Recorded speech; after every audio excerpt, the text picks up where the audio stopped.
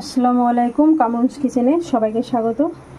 এখানে দেখুন আমি ওল নিয়েছি, ছোট ছোট পিস করে কেটে নিয়েছি, টুকরো টুকরো করে। আর এখানে একটু মাছের মাথাটাকেও ছোট ছোট করে দুভাগ করে নিয়েছি।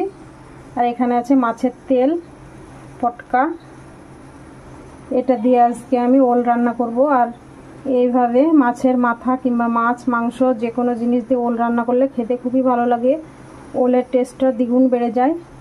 খালি ওল রান্না করলে অতটাও ভালো লাগে না, কিন্তু মাছ মাংস দিয়ে রান্না করলে খেতে খুবই ভালো লাগে। আমি এখানে একটা কড়াই বসিয়ে দিয়েছি, কড়াই দিয়ে দেবো সরিষার তেল। আমি প্রথমে মাছের মাথাটা ভেজে নেব। তেলটা গরম হয়ে গেছে, এবার একটু দিয়ে দেবো হলুদ। মাছের মাথার জন্য সামান্য একটু হলুদ দিয়ে দিলাম,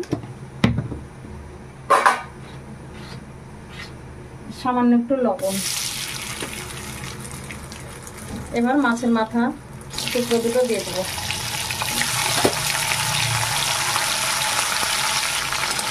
ভালো করে দিয়ে দেবো মাছের মাথা।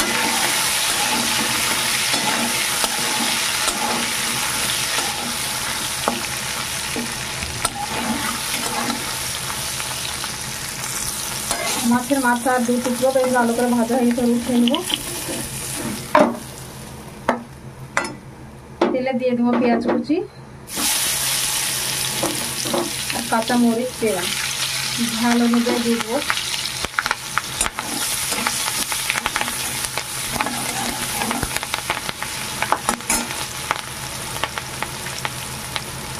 এবার আমি ওলগুলোকে দিয়ে দেবো তেলের সঙ্গে, পেঁয়াজ মরিচের সঙ্গে ওলগুলো ভালো করে ভেজে দেবো।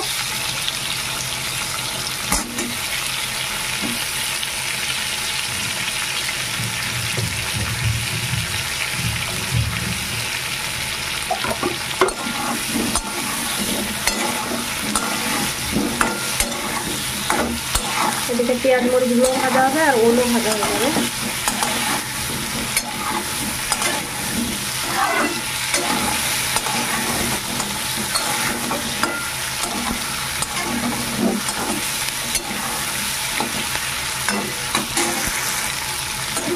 ওল পেঁয়াজ মরিচটা একটু বেশ ভাজা হয়ে গেছে। এবার আমি দিয়ে দেবো মাছের তেলগুলো।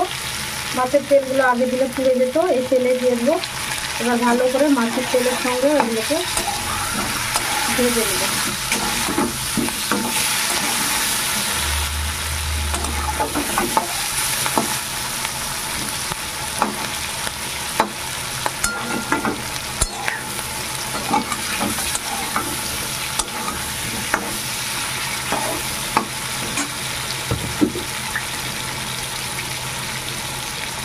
দিয়ে দেবো স্বাদ মতো লবণ,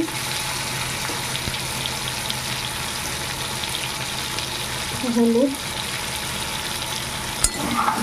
লবণ হলুদ দিয়ে মাছের তেল ওল ভালো করে ভেজে নেব। যেমন মাছের তেল থেকে অনেকটা তেল বেরিয়েছে, কতটা তেল লাগছে। এবার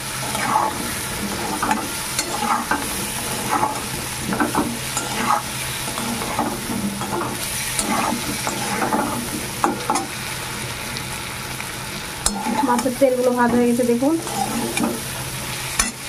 এবার এখানে আমি আদা রসুন পেঁয়াজ জিরে বাটা সব একসঙ্গে দিয়ে দিলাম।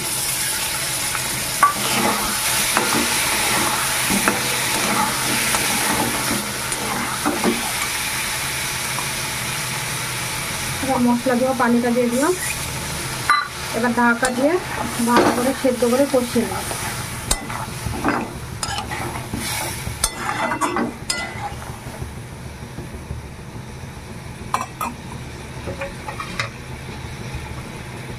ঢাকা দিয়ে দিলাম। ঢাকনাটা তুলে দেখে নেব কেমন হয়েছে। দেখুন কত সুন্দরভাবে একদম তেল ছেড়ে দিয়েছে।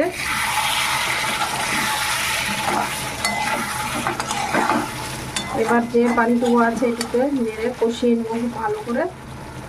ওলটা একটু হালকা সেদ্ধ হয়েছে, এবার ভালো করে কষিয়ে নেব।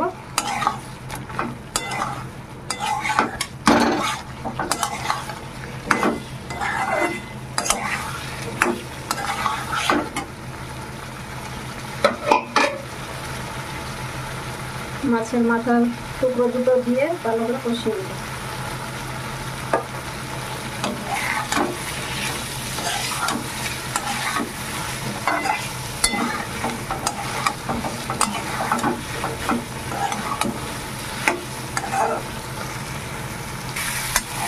দেখুন ওলগুলো আমার খুব ভালো করে কষানো হয়ে গেছে।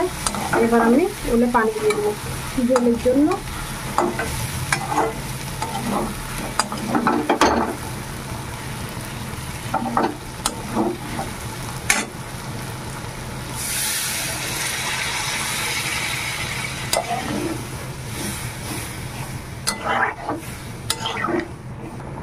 ওলের ঝোল দেখুন খুব ভালো করে ফুটে গেছে।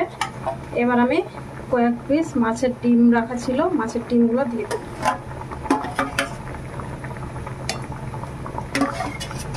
আর ফুটন্ত জলে মাছের ডিম দিলে মাছের ডিমটাও গোটা গোটা এবং নরম নরম হবে, শক্ত হবে না। এবার ঢাকা দিয়ে খুব ভালো করে রান্না করে নেব। ঢাকনাটা তুলে দেখে নেব।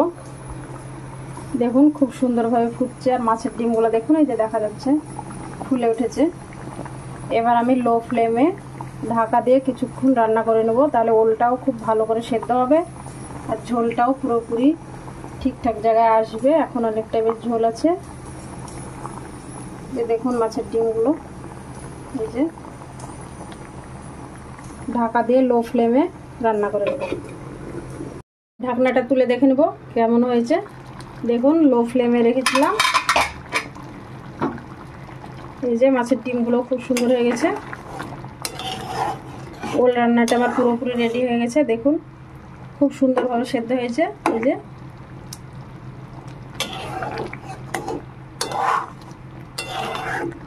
ওল রান্নাটা আমার হয়ে গেল। এবার আমি নামিয়ে নেব।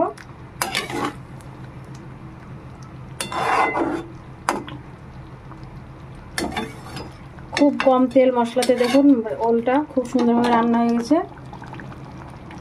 আর এইভাবে ওল রান্না করলে খেতেও খুব ভালো লাগে।